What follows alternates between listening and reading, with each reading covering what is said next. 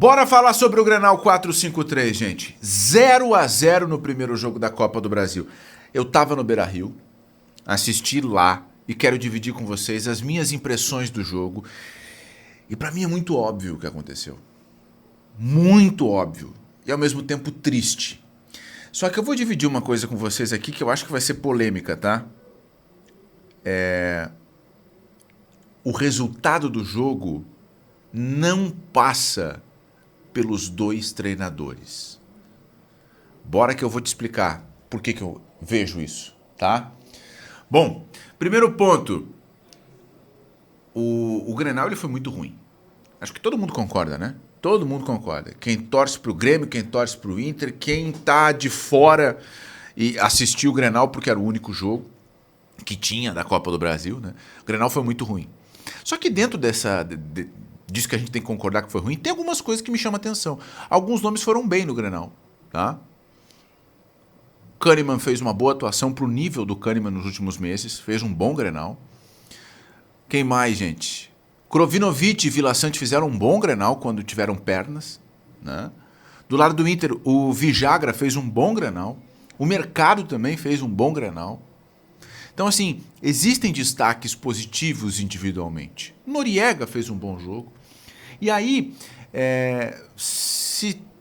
vamos nos localizar aqui no tempo e no espaço.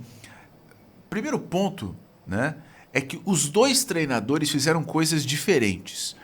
Olha, 99% dos criadores de conteúdo, dos jornalistas, dos setoristas, 99% cravava uma escalação do Inter e uma escalação do Grêmio. E na prática o Luiz Castro botou um outro time em campo e o Pesolano também. Vamos começar pelo Inter, que era o mandante. O Pesolano, ele mexe no time, ele tira o Alan Patrick, ele coloca jogadores rápidos na frente. E o que ele estava dizendo ali, gente? O Inter esperava as costas da defesa do Grêmio. O Pesolano montou um time para jogar assim.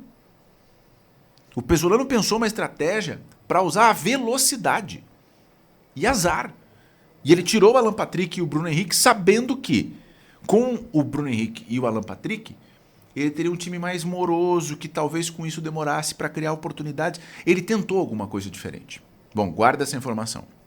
Aliás, o Pesolano está sendo muito criticado e eu vou te dizer, na minha visão, por que ele está sendo criticado. E aí o Luiz Castro, por outro lado, ele coloca o Giovani Cabral. Ele coloca o Kahneman, surpreendendo um monte de gente, porque a informação é que jogaria o Wagner Leonardo. O Kahneman joga bem. E o Giovani Cabral. E o que o Luiz Castro faz? Ele coloca uma linha de 5 atrás, ele espeta os laterais e ele coloca os pontas por dentro. E do estádio, eu consegui perceber que o Carlos Vinícius, em vários momentos, conversava com o Giovani Cabral e com o Pavão, pedindo para que eles se aproximassem. Do tipo, ele vai receber, a bola vai quebrar nele, ele vai ganhar a primeira bola e aí tem que ter gente perto para que o jogo se desenvolva. Bom, e aí com bola rolando, depois dessas tentativas dos dois técnicos, o primeiro tempo foi do Grêmio. O Grêmio jogou melhor, o Grêmio teve um volume. No começo do jogo, especialmente, parecia que o Grêmio estava jogando em casa. O Grêmio tinha o domínio completo do jogo. Só que mesmo com esse domínio, que era um domínio muito grande, especialmente pelo lado direito, o Grêmio não criou nenhuma chance clara. Tem uma bola que pinga dentro da área que o Noriega não chega, não sei porquê. E depois tem uma bola enfiada para o Carlos Vinícius, que ele demora para finalizar e ele é desarmado pelo Mercado. De resto, o primeiro tempo do Grêmio é desse domínio, desse volume, que não se traduz em uma grande chance. E o Inter batendo cabeça ao longo de todo o primeiro tempo, tentando sair daquilo que era a estratégia do Luiz Castro, que funcionou. E aí a gente vai para o segundo tempo. Vamos falar de arbitragem? Vamos, vai para frente. No segundo tempo, o Pesolano faz trocas no intervalo, né? E com as trocas, ele muda a aposta. E ele começa a ganhar no meio-campo. Por quê? E aí as entrevistas dos treinadores, elas são muito didáticas. O Luiz Castro disse, olha, eu tinha uma linha de 5. Se eu tiro alguém da linha de 5, se alguém sai para pressionar o Alan Patrick, desmonta essa linha que dava estabilidade. Então, o Grêmio viveu um dilema. E ao longo do segundo tempo, o Vila Sante e o Krovinovic perderam fôlego fisicamente. Perderam. Não tinham mais perna. E o time começou a recuar, porque não tinha mais vigor. Não tinha mais como correr. E o Inter começou a encurralar o Grêmio. O Inter encurralou o Grêmio defensivamente. O jogo ficou praticamente ataque contra defesa. E mesmo encurralando o Grêmio, o Inter não teve nenhuma chance clara. Aliás, a melhor finalização do segundo tempo foi do Grêmio com o Krovinovic no início do segundo tempo. Então, assim, o que para mim fica muito claro, é muito óbvio. Os dois times são muito ruins. Os dois times são muito ruins. O Inter tem um elenco ainda pior do que o Grêmio. E o Pesolano, sabendo disso, tentou algo diferente. Muita gente tem criticado o Pesolano por ter colocado o Caleb e ter mantido o Alan Patrick no banco. Eu entendo que ele tentou fazer algo diferente. A aposta dele era surpreender o Grêmio e jogar na velocidade. Ele entendeu, olhando o jogo, que não adiantava começar com o Alan Patrick e com o Bruno Henrique. E aí, a gente tem que ser... Cara, tem que olhar assim. Se ele não mexe no time, ele é criticado. Se ele mexe no time, ele é criticado. Por que ele está sendo criticado agora? Porque a expectativa em cima do trabalho dele e do jogo do Inter no Beira-Rio era muito grande. Porque era o primeiro jogo, porque era no Beira-Rio, porque era a chance do Inter criar um resultado para depois ir com vantagem para a Arena, né? E também numa óbvia comparação direta, e às vezes inconsciente, com o Luiz Castro. Por quê? Porque se tem a ideia geral de que o Pesolano faz um trabalho melhor do que o Luiz Castro. Então se esperava que o Inter do Luiz Castro conseguisse se impor dentro do Beira-Rio. Mas a estratégia dele era justamente não ficar com a bola e tentar reagir. E ele não conseguiu.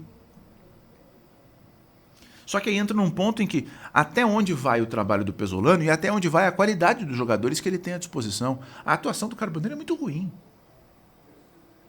O Caleb... O problema não é escalar o Caleb, o problema é contratar o Caleb. É por isso que, a meu ver, o resultado não passa diretamente pelos treinadores, nesse caso pelo Pesolano, passa pela qualidade do elenco. Ele escalou o que ele escalou pelo elenco que ele tem. E olha que eu nem estou falando do rolê, da concentração, do salário atrasado, que isso é um assunto para um outro vídeo. Bom, e do lado do Grêmio? Do lado do Grêmio, o Luiz Castro, ele escala o Giovani Cabral porque ele queria um meia. Um meia que joga por dentro. E porque o Amuso não vem jogando bem. E me parece, inclusive, que o Luiz Castro ele tem sido menos criticado nesse Grenal do que nos jogos anteriores, o que pode ser um atestado de que o Grêmio foi bem. Ficou, inclusive, uma sensação de que o Grêmio poderia ter vencido o jogo se tivesse um pouco mais de qualidade. Só que a gente tem que olhar que se o Inter tivesse um pouco mais de qualidade no segundo tempo, também poderia ter ganhado o jogo. Então, o que é muito óbvio depois do Grenal é que os dois times são ruins. E para mim está muito claro que o resultado não passa pelas atuações dos treinadores. O Luiz Castro tentou algo diferente para surpreender o Pesolano. Pensem por outro lado, se os dois técnicos não tivessem feito nada diferente, o que a gente estaria dizendo aqui?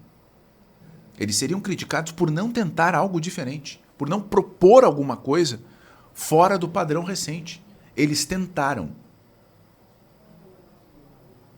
Isso é uma virtude. Isso não pode ser criticado. Porque senão a gente vai entrar numa ideia de que se ele não mexe, ele é criticado. Se ele mexe, ele é criticado. Outra coisa, o Muricy Ramalho, que comentou o jogo na Prime Video, ele falou na zona mista, e isso é muito claro, os dois times estão muito pressionados, isso entra no jogo. Os próprios jogadores sabem da pressão e eles não arriscam. Eles não tentam nada diferente.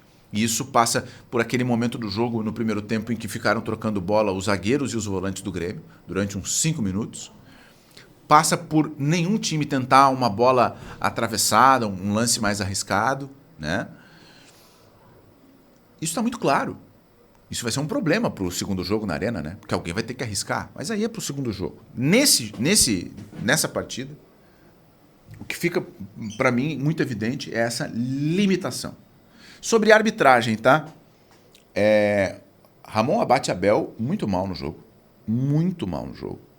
Do campo, dava para ver que os jogadores entenderam rapidinho a dinâmica com a arbitragem. E, a meu ver, o Carlos Vinícius deveria ser expulso, sim, no lance com o Bruno Gomes. Acho que não tem nenhuma discussão, né? Ele deixa o cotovelo, era lance para amarelo, ele já tinha amarelo. Ele tinha que ser expulso. O que eu não consigo entender é por que o Carlos Vinícius entrou no jogo com a pilha que ele entrou. O Carlos Vinícius, Ele era muito importante na projeção para o jogo e no próprio jogo, dentro do jogo, com ele rolando. Ele vinha fazendo um bom jogo, um jogo importante, porque ele dialogava com os caras, ele orientava, e eu não sei por que ele despirocou. Não sei. E ele quase deixou o Grêmio na mão. Sobre a escalação do Grêmio, o Giovani Cabral, ele faz parte dessa ideia de ter os pontas por dentro, mas o Giovani Cabral mostrou mais uma vez as limitações técnicas dele. E aí entra no ponto. Né? É muito óbvio os problemas técnicos dos dois times. O Grêmio ainda tem um pouquinho mais de qualidade, mas não é muito mais. O Grêmio tem um baita de um goleiro e um centroavante que agora está devendo mais uma vez. A postura do Carlos Vinícius no Grenal era muito preocupante. Krovinovic é a boa notícia do Grêmio, a meu ver. Ele não estou dizendo aqui que ele é o Modric, mas ele fez um bom Grenal. Enquanto ele teve perna, ele ajudou o Grêmio. E a associação dele com o Vilhaçante também foi uma boa. O Pavão ficou abaixo do nível do Pavão recente. O Diego Caito era uma válvula de escape constante. O Marlon ficou mais. Né?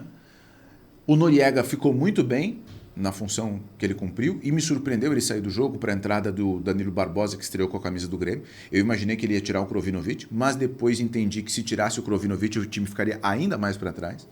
E no caso do Inter, a entrada do Bruno Henrique deu um pouquinho mais de volume no meio campo, mas faltou alguma coisa para criar. O jogo está completamente aberto. Completamente aberto. E olha que curioso, né? O Grêmio na Copa do Brasil ainda não perdeu como visitante. E esse resultado é o primeiro resultado do Inter no Beira-Rio na Copa do Brasil que não é de vitória. Na Arena, na próxima quinta-feira, quem vencer passa. Eu não sei o que a gente pode esperar desse jogo, né? Porque são os mesmos times, os mesmos treinadores, e com uma pressão que deve ser ainda maior, porque tem rodada do Campeonato Brasileiro no final de semana e, ao que tudo indica, os dois times vão botar time misto ou reserva.